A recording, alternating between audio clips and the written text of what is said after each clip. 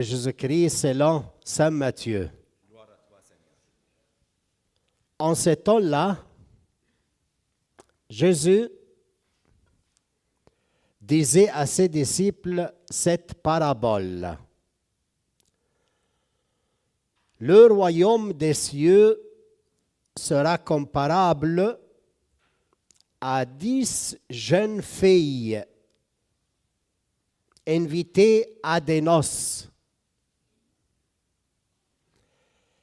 qui prirent leurs lampes pour sortir à la rencontre de l'époux. 5 d'entre elles étaient insouciantes et 5 étaient prévoyantes.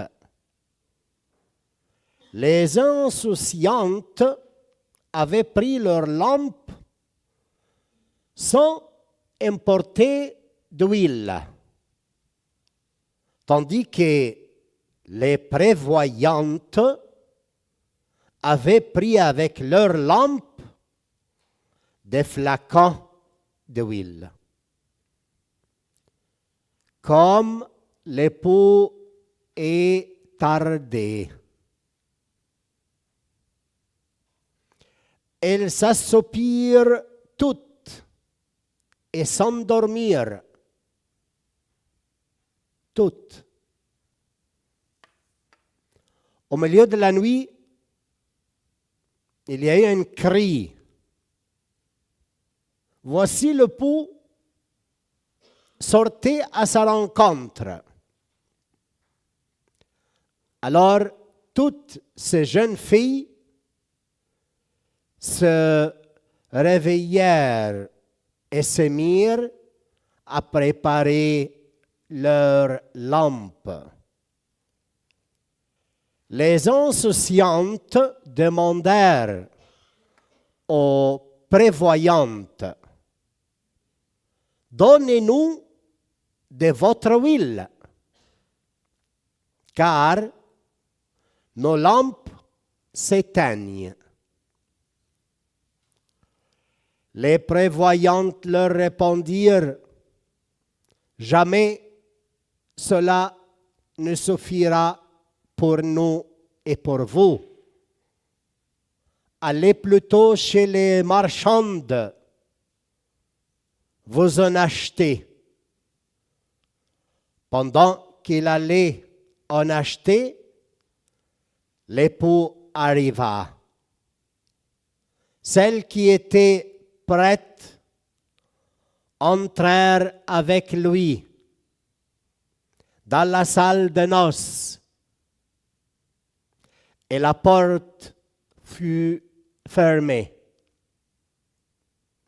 Plus tard, les autres jeunes filles arrivèrent à leur tour et dirent: Seigneur, Seigneur, ouvre-nous.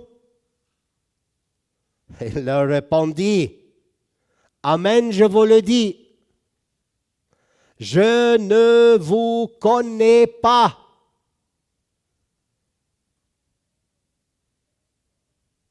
Veillez donc, car vous ne savez ni le jour ni l'heure. Acclamons la parole du Seigneur. Louange à toi, Seigneur Jésus. Bien, mes frères, le Seigneur nous parle ce matin d'une chose merveilleuse.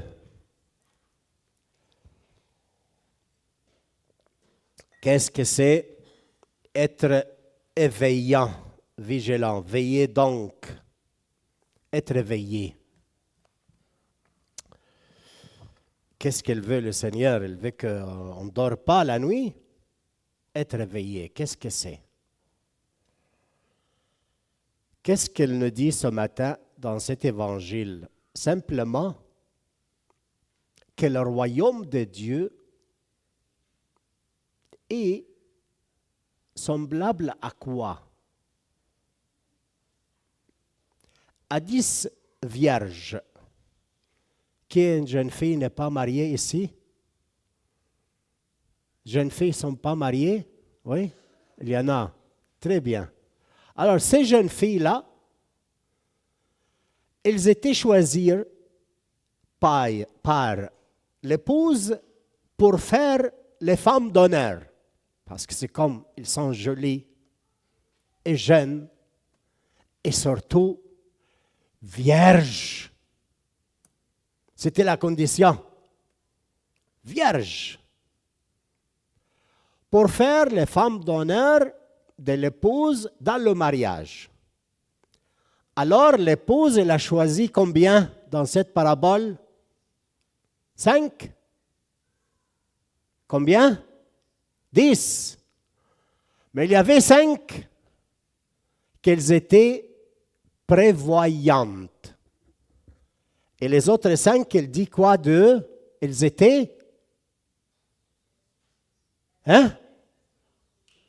Qu'est-ce que ça veut dire? Ils n'ont pas pris en souci la situation. N'ont pas donné une même importance. Oh, yallah, on va aller faire, ça suffit de s'habiller, de se maquiller et faire la jolie fille pour l'épouse et c'est fini. Non, c'est pas comme ça. Faire la jeune fille dans le mariage du Seigneur, parce que l'époux, c'est qui l'époux? Parle de l'époux aujourd'hui. Qui est? C'est n'importe qui? Non, c'est Jésus. Bravo. Et Jésus va se marier avec qui? Avec l'Église. Et qui est l'Église? C'est toi et moi. Et il tardait. Et le problème, c'est dans cette parole de l'Évangile d'aujourd'hui, l'époux est tardé. Pourquoi tardé?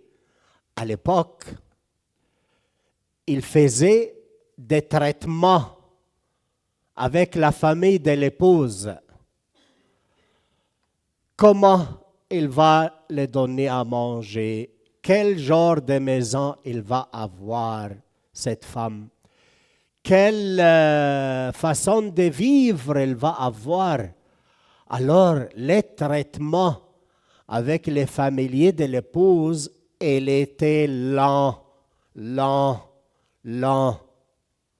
C'est pour cela qu'il est retardé. Pour toi, oui, monsieur, oui, madame, pour toi, le Seigneur se met en retard. Pourquoi? Parce que tu sois bien préparé. Parce qu'ils tiennent à te prendre comme épouse. C'est facile pour le mari, l'époux, de dire « Ah, vous ne voulez pas ça, c'est moi que je veux, alors vous ne voulez pas ça, on finit l'affaire. » Non, non. Il tardait parce qu'il traitait. Et pourquoi il traitait fort? Parce qu'il veut bien cette épouse. Alors le Seigneur te cherche, veut te marier, veut vivre en intimité avec toi, comme communauté et comme famille et comme personne. Le Seigneur te cherche avec un amour fantastique. Et cet amour se manifestait. Quelle est la façon dans laquelle le Seigneur te marie? Avec quelle façon? Elle veut te prendre pour toujours. Et qu'est-ce qu'elle te donne comme une façon de payer pour toi, pour t'avoir pour lui pour toujours? Ici, qu'est-ce qu'elle a donné? Sa vie. Il a pris tous nos péchés sur lui pour nous rendre immaculés et sans tache, sans péché. C'est lui qui a décidé de faire ça pour moi et pour toi, de nous rendre sans tache, sans péché. C'est pour cela qu'il a pris tous ses péchés sur lui. Et qu'est-ce qu'il a donné? Le pardon Et son esprit, ce qu'il est, l'intimité profonde qu'il a avec son Père, il nous l'a donné. C'est l'Esprit Saint. Le rapport complet qu'il a avec Papa, il nous l'a donné dans le sacrement du baptême. Il se mariait avec moi et avec toi. Qu'est-ce que ça veut dire? Quand ta fille chérie, elle te dit, maman, j'ai besoin de ça, j'ai besoin de ça, j'ai besoin de ça. عينيا يا روحي أديلك روحي أديلك عيني. Chez nous, là, on dit ça. Jamais ta mère t'a dit أديلك روحي? Elle te l'a dit? Oui ou non? Elle ne te dit pas ces choses, ta mère. Mais à toi, par exemple, elle t'a dit. Hein? Mais qu'est-ce que ça veut dire أديلك روحي, يا حبيبتي? C'est-à-dire أديلك tout ce que je suis. Je te donne tout mon être, mon esprit. Et c'est ça qu'a fait le Seigneur.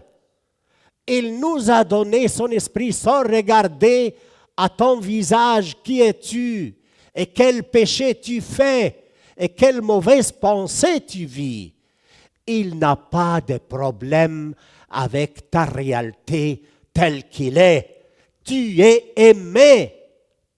Celle que tu es. Tu es aimé, man. Fille, femme, vous êtes aimés tel que vous êtes. Et le Christ, cet amour, il le donne parce qu'il veut se marier avec toi. Il veut être ton intime pour toujours. Acceptes-tu cette relation ce matin? Ou tu veux vivre célibataire pour toi? Il y en a de filles et des garçons qui ne veulent pas se marier. Pourquoi? Ah, parce qu'ils ont vu papa et maman chicaner toujours. C'est parce qu'ils ont vu que le cousin, toujours le mariage ne veut pas. Et alors, ils sont découragés et ils ne veulent pas se marier. Alors, qu'est-ce qu'ils font? Ils font des études, des spécialisations. Ils deviennent docteurs et après docteur de docteur et donnent sa vie pour autre chose. Parce qu'ils ont peur de se marier. Alors, ils se consacrent pour autre chose dans la vie. Et après un temps de travail, ils sont devenus docteurs de docteurs. Ils disent merci, on n'a pas besoin de vous parce que tu coûtes cher. Je suis au courant avec quelques familles maintenant, pas très loin. Ils sont arrivés à des postes high level in the work. طب وبعدين après 2 ans, ils ont vu qu'il coûte beaucoup. Bye, vient 2-3 à sa place avec un prix moins. Veillez. À quoi? Où tu donnes ta vie? Où tu donnes ton énergie? Où tu donnes ton esprit? Où tu consumes? Tu es consommé pour quelle raison? Pour le travail? Pour l'argent? Pourquoi? Tu es consommé. Tu donnes ton temps et ton énergie. Pour qui? Le Seigneur l'a donné pour toi et pour moi. C'est pour cela qu'il ne perdait pas. Le Seigneur t'aime. Il veut quoi? Que ce mariage qui s'accomplit aujourd'hui, parce que qu'est-ce qu'il doit faire? Il doit recevoir son corps et son sang. Sa personnalité, il va entrer en toi. Et toi et lui, vous faites un. Un! Et c'est quoi le mariage? Homme et femme se font un. Jésus-Christ, dans la communion, qu'est-ce que c'est la communion? Tu es en communion avec ce qu'il dit. C'est pour ça que tu le reçois. Si tu n'as pas en communion avec ce qu'il dit, sa parole, tu ne peux pas le recevoir. Tu reçois quelqu'un d'étranger de toi. Et la communion, c'est l'expression finale que tu es en communion avec son enseignement, avec ce qu'il dit l'Église. C'est pour ça que tu le reçois, pour accomplir cette union. Comme une jeune fille et un jeune homme, ils se sont connus, ils se sont parlé, ils ont passé beaucoup de temps ensemble. Et alors, la conclusion de tous ces biens qu'il y a entre eux, c'est de se marier, se unir dans une fête, comme la fête de ce matin. Alors, il tardait pour faire le traitement, mais il arrive, toujours il arrive, pour faire ce mariage. Il y avait quelques jeunes filles prévoyantes. Ils préparaient de l'huile. Comme ça, s'il retarde le monsieur, on est prêt à mettre en marche la fête. Et les autres, ils n'ont pas pris l'huile. Qu'est-ce que c'est l'huile?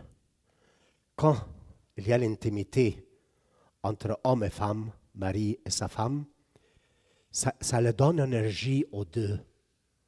S'il n'y a pas cette intimité, cette communion entre les deux, le mariage devient difficile. Il va avec la force humaine et ça ne va pas. Ça ne va pas. Alors, qu'est-ce que c'est cette huile? C'est la communion.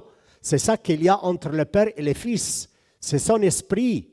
Et alors, la communion, c'est l'Esprit Saint dans ton mariage avec ta femme et dans ta relation avec l'époux, avec Jésus. Alors, il tarde, tu es allumé. Tu es comme une bougie. Hein? Regardez à cette bougie-là. Et là, un moment, elle va finir, mais toujours allumée. Et ça, c'est moi et c'est toi. Vous êtes la lumière du monde, dit le Seigneur. Alors tu es appelé à allumer. Mais allumer, c'est-à-dire quoi, mon frère et ma sœur? Être consommé. Deuxième fois, je parle de consommer, mais pas pour toi. Tu te consumes comme une lumière pour les autres, n'est pas pour ton propre bien. Le bougie n'est pas consommé parce qu'elle dit « Waouh, je suis bougie et je veux être consommé. Je suis lumière. » Non, stupide. Le bougie se consomme parce qu'elle se donne et est une lumière pour toi. C'est un service pour toi. Si tu ne comprends pas ça, ta vie, tu deviens lumière pour qui? Tu es une lumière, pas pour toi, pas pour te dire « Moi, je suis lumière ». Mais qu'est-ce qu'il y a là-dedans? Tu es une lumière pour les autres, pour ceux qui sont autour de toi. Tu te consumes, c'est-à-dire quoi? Tu meurs. Le bougie, il va finir. Et comme ça, toi, tu vas mourir. Un jour, tu n'existes pas. Mais tu es allumé. Tu t'es consommé comme une lumière pour les autres. Alors, les insouciantes, ils n'ont pas eu cette intimité avec l'époux. Pour cela, ils sont en retard. Et après, à la fin, qu'est-ce qu'il dit le Seigneur? Je termine. Nous sommes arrivés. Bienvenue. يا حلوين أهلا وسهلا بيكم. أنا وصلت. طيب روح ماما. الباب اتقفل. Les portes sont fermées. Oui, c'est moi, Seigneur, c'est nous. Tu nous connais. Et ton épouse nous a choisis pour être avec eux. Nous sommes 5. Nous sommes allés acheter de l'huile. Quelle dureté! Mais il le connaît. C'est lui qui a choisi avec son épouse pour qu'elle soit les femmes d'honneur. Et c'est comme il l'aime, il l'a choisi pour faire ce travail. Tu ne vas pas te marier et tu choisis 5 filles que tu n'aimes pas. Non. Et alors, elle dit quoi? De derrière. Qu'est-ce qu'elle dit? Derrière la porte fermée. Je ne vous connais pas. Waouh! Qu'est-ce que ça veut dire pour moi et pour toi? Je ne te connais pas. Le Seigneur te dit ce matin une chose. Moi, je te connais, je te choisis comme épouse. Mais le parti spécifique qui est en rapport avec l'argent n'est pas semblable avec moi. Ton rapport avec l'argent, je ne l'aime pas. C'est pour ça que je ne reconnais pas cette partie en toi. Moi, je te donne ma façon de voir comment il est l'argent. Alors, si tu veux que je te reconnaisse, ta façon de vivre avec l'argent doit répondre à ce que je te dis. Si tu fais à ta tête, je ne reconnais pas cette partie en toi, et tu n'entres pas dans la fête parce que je ne te reconnais pas. Dans ta façon de vivre la sexualité, tu le vis, jeune homme, jeune fille, selon ce qu'elle dit la société, je ne te reconnais pas. Je ne te reconnais pas parce que tu n'es pas selon la façon que j'ai inspirée dans l'Église pour vivre la sexualité. C'est une bonne chose et c'est moi que j'ai donné au monde. Et je veux que tu sois mon mari, ma femme, tu le vis selon ce que je dis.